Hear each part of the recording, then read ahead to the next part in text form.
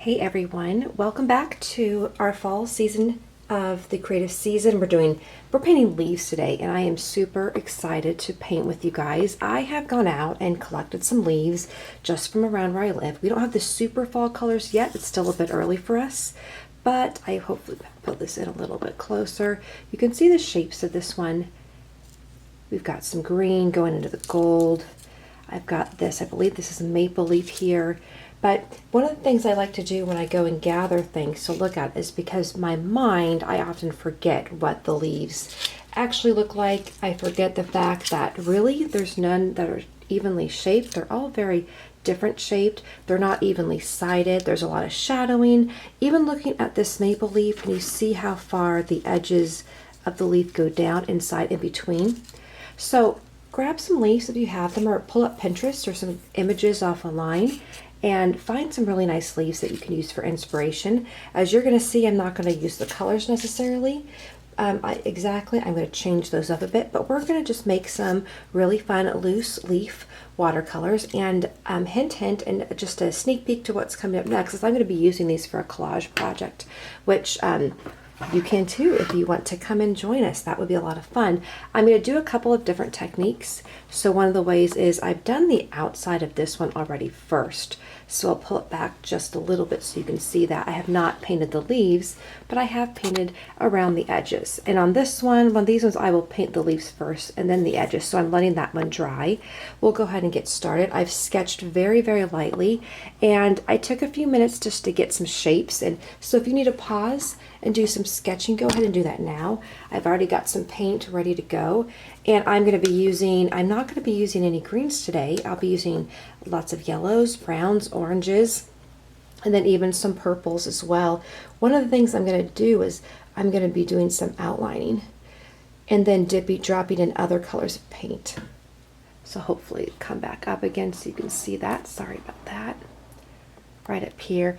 And again, I'm going to keep it pretty watery because I want that paint to spread, because I want it to dance when I start dropping the other colors in. And on some of these, I'll come back in and possibly add some ink, but I'm going to keep these pretty loose. I will end up cutting all these out. And then you might ask, well, if you're going to cut them out, why bother painting around like we're doing over here? And the reason being is that that will become part of the process as well. So again, I'm going to let that sit there. I'm going to clean that water brush, and then I'm going to get some of the gamboge, which is that really nice golden yellow. If you don't have a gamboge, you can use a yellow ochre, or use a yellow and then add a little bit of orange into it. And see, I'm just going to dip some of the paint into there and start letting it, what I call dance. It kind of let it go where it wants to go, and just drop it a little bit in here. And we'll come back. I'm just going to take that brush. I'm going to go over to this leaf and gently paint it in. I did really like on this particular leaf, I'll put it up here so you can see that, how you had a movement of different colors variate in there. So I'm going to see if I can do that with this one. I'm going to grab some of that gamboge and move that more towards the bottom. And then on this one, I'm going to take a red, and I'm using alizarin crimson, and I'm going to dance that right into here. And it's going to move up and down a little bit. I'm going to put just a little bit up here, and we're going to let that dry and play together. I'm going to move this leaf. And again, with your paint, last week we were making that loose watercolor home, and this week we're also continuing to be loose. Now I did sketch in the edges of the leaf, and what I can do is I can just play with my watercolor brush and go in and out like that to create those edges. And you notice with your leaves there's that pretty line of delineation right down the middle. And if you want to branch that out like it does in an actual leaf, you can. That's going to add some depth. And then going back up here, and I'm just very gentle. My paintbrush is barely even touching the paper. All right, now that's pretty fun like that. I'm actually going to add just a hair of blue to that one. And I'm going to go right up here at the top. That blue and yellow often will create a bit of a brown color. well, blue and yellow will create green, but with this orangey, it'll go a little bit of brown. I'm using an ultramarine blue in case you're curious. And I'm going to start right up here and go up here. I'm going to go back to that blue and go pick up a little bit of that. And you can see with the ultramarine, it's almost turning a bit gray. Adding some of those details. And then I'm going to go back and I'm going to grab an orange, or if you have a cadmium red, a light hue, any of these, just choose your favorite fall colors and let them go in here. Just play around. Now this little guy down here, I think what I'll do is I'm going to grab a brown, and this is a pretty warm cinnamon brown. I think it's raw sienna. And I'm going to let this guy, and I'm going to go nice and bold with him. Leave a little bit of white. There we go. Maybe make him a little bit of a wider leaf, just like that. My hope was too, they would kind of look like they were floating with the red colored leaf. I'm going to go back and take that yellow, the gamboge, or if you have a yellow, and I'm going to go ahead and dip it back up in here. And let that run back down now. So we're creating a really nice, isn't that pretty? Come back to my edge, my stem, and curl it out a bit. All right, that's really fun. Gonna come back over here. You've seen sometimes it'll fade, it'll kind of, the water will saturate. I'm just gonna let that dry. That'll dry fine. Sometimes I'll pull it back, and this side I'll let it dry. And then I'll go ahead and take that brown again and re-dip it in. So we're creating that depth, that intense, those beautiful intense fall colors. Great. Come back on the brown on this one. And I really like how we have a lot of variation of color here. That's really pretty. I'm going to grab my alizarin crimson again, and I'm going to go right down here, a little bit of outlining, create some of those edges down here.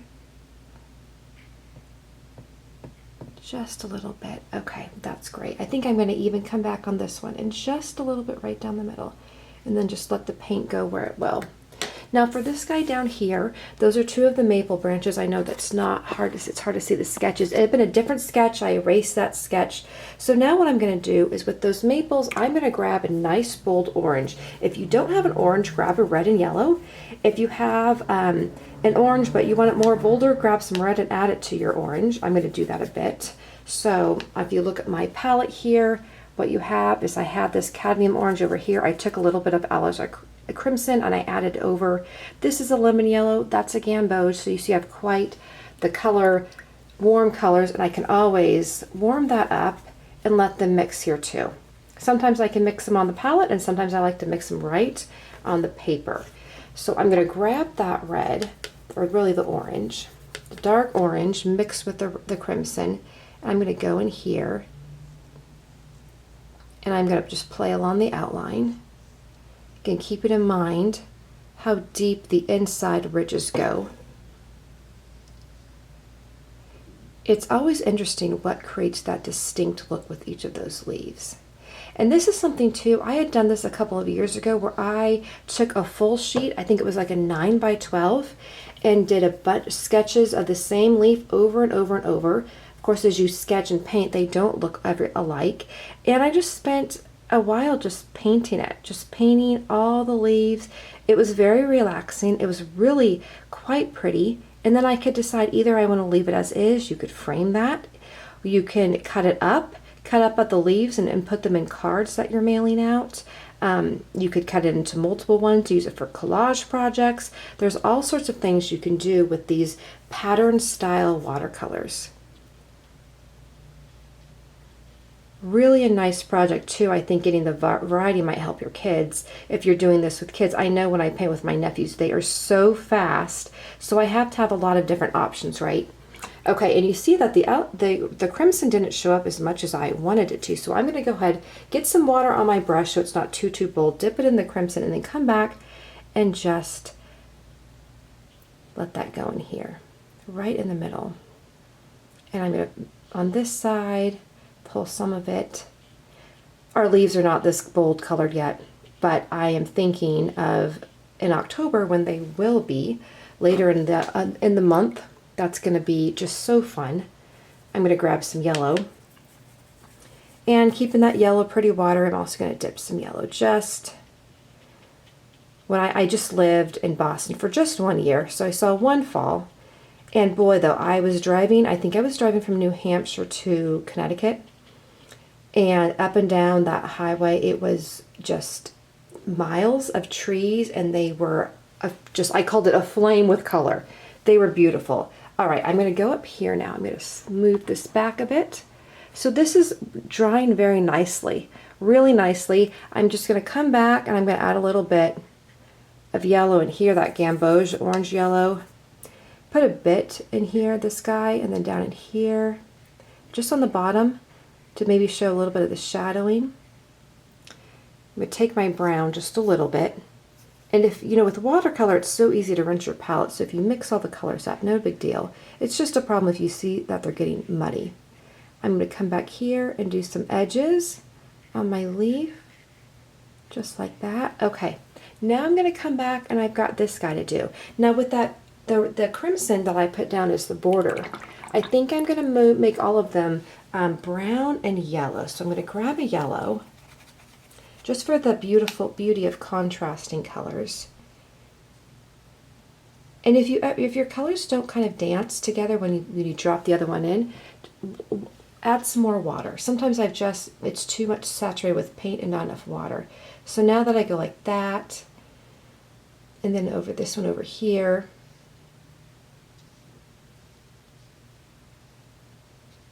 adding in some of my ridges, and the red is dry enough where we're not blending in, which I'm happy about. I'm only going to do a little bit on this one and this one because I'm going to grab a different color.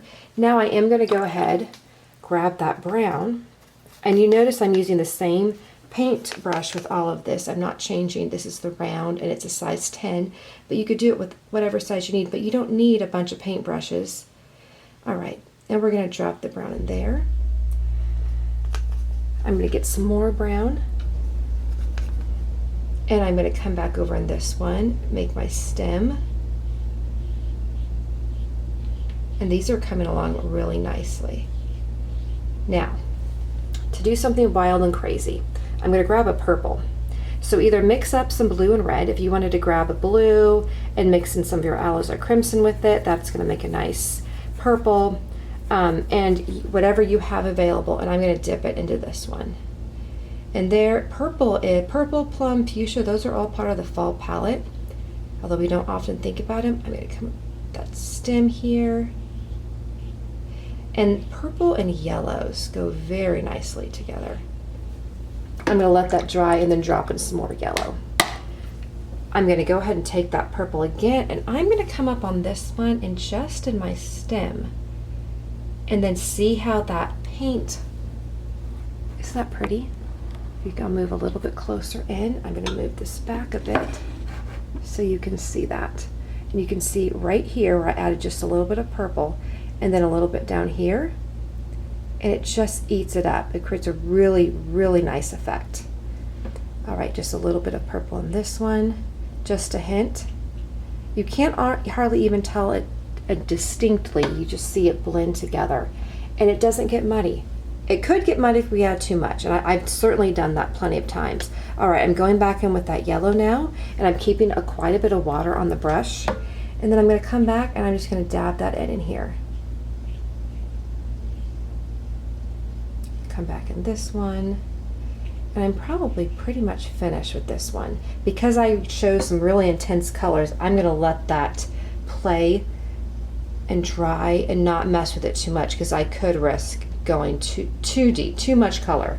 All right, so I'll come back over here. I'm going to move the camera a little bit slowly here, and you can see everything's, isn't that pretty? Aren't those just really fun? It didn't take very long. We've only been painting for about 15 minutes here, and we have just a gorgeous, gorgeous array of colors here. Now, this is always the risky part of going ahead and painting around the edges. So what I recommend is, if you want to be sure that they won't bleed into each other, let it dry completely. Or I'm going to just go around the edges, and I'm not I'm not going to use a ton of paint, and I'm not going to go really close. I'm going to put some yellow over here, and you don't have to. You could certainly leave a white background if you prefer. If you don't like the color that you're using, like I thought, that's just not the color I wanted, you could always take your towel or your paper towel or your cloth towel and dab it. I could come back in, I could just do this, and then come back over it with the yellow. You won't get it completely up, but it'll move up. It'll come off pretty nicely. And I can just, the yellow makes it pop a little bit more. And again, I'm not being too precious about this. Letting it go inside and leaving a little bit of an outline. Up here on this one, I think I'm also going to use yellow on here. I'm going to use a darker yellow or even mix a couple yellows together. I could always go brown. If you wanted to go bold and do a blue or a purple, that would be quite dramatic and that would be beautiful. And you can see how you could just set this out on a table or on your workspace, and you can just play with this. I don't think I'm even going to put any ink on these. I'm going to leave these completely free. They're really pretty how they turned out. Just some hints, if you find that it looks too heavy, make sure that you're leaving some white space with the watercolor. That's going to help it dance a little bit more, especially as we're merging colors together. If you found that you didn't, go ahead and you can always dab it off with a cloth and try it again, or just start over, start fresh. And this particular project, I will be using these for some collages, so sometimes I don't even mind because it's going to get partially covered with other things or be part of a greeting card or whatnot. So, okay, I'm going to finish up here just a little bit more. You see now, because I had painted the leaves first and just touched them a tad bit here, it bled a bit. That's okay. I'll come back in and dab it off. And I just dabbed my brush in the water. I decided I'm going to keep it lighter on this side and more intense other places. Very, very nice. All right, that's turning out really, really pretty. And I'm going to let these completely dry. And then I'll end up coming back. Sometimes I just can't help but touch it up a little bit more. And you certainly can, as you see, like, oh, I want to add in a little bit more depth here. You could even come back and sketch if you wanted to. All right, I really like the way those turned out though. They turned out really pretty. If you wanted to dab in colors in your surrounding, you certainly could, and that'll create a different look too. I'm going to back this up so you can see how that turned out. Those are beautiful, gorgeous fall leaf collages.